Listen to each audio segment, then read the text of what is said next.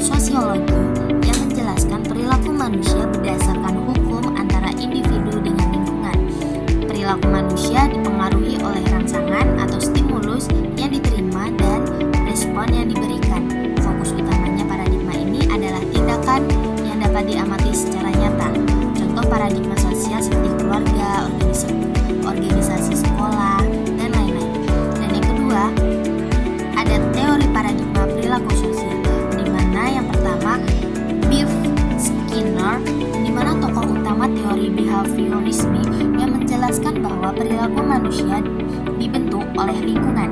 Perilaku yang mendapatkan penghargaan cenderung diulangi, dan perilaku yang mendapatkan hukuman cenderung ditinggalkan. Dan yang kedua ada tokoh Gregor C. Holmes yang mengembangkan teori pertukaran sosial, di mana hubungan sosial terjadi karena adanya keuntungan dan imbalan.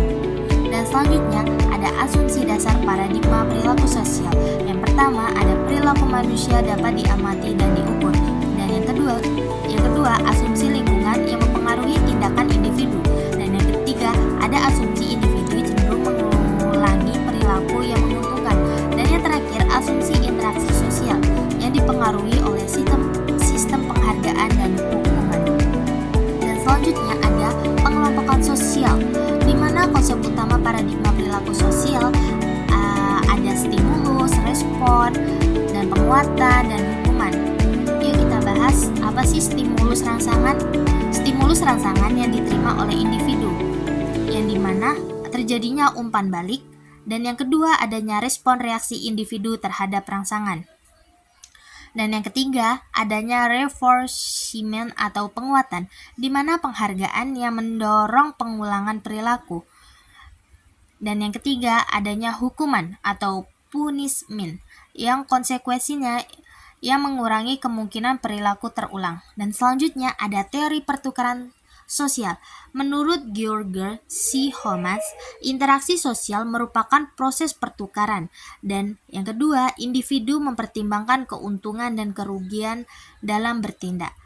Dan yang ketiga, semakin besar keuntungan yang diperoleh, semakin besar kemungkinan hubungan sosial dipertahankan. Contohnya, mahasiswa aktif dalam organisasi karena memperoleh pengalaman, relasi, dan keterampilan.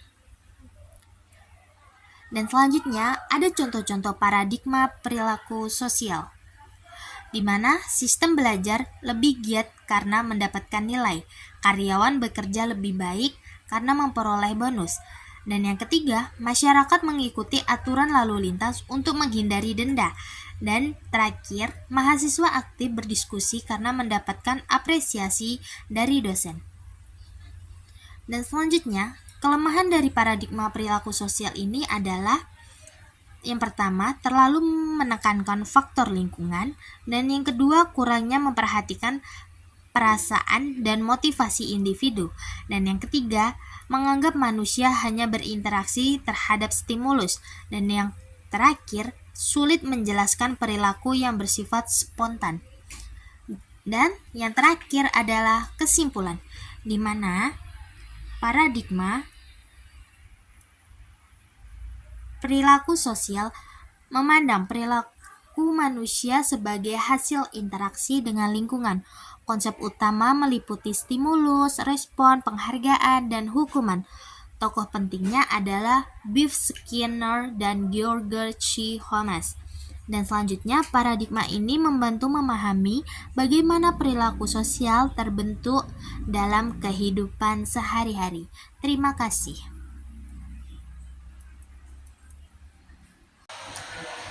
Sekian video saya. Jika ada salah dan janggalnya mohon dimaafkan. Saya akhiri, wabillahi taufiq wal hidayah. Wassalamualaikum warahmatullahi wabarakatuh.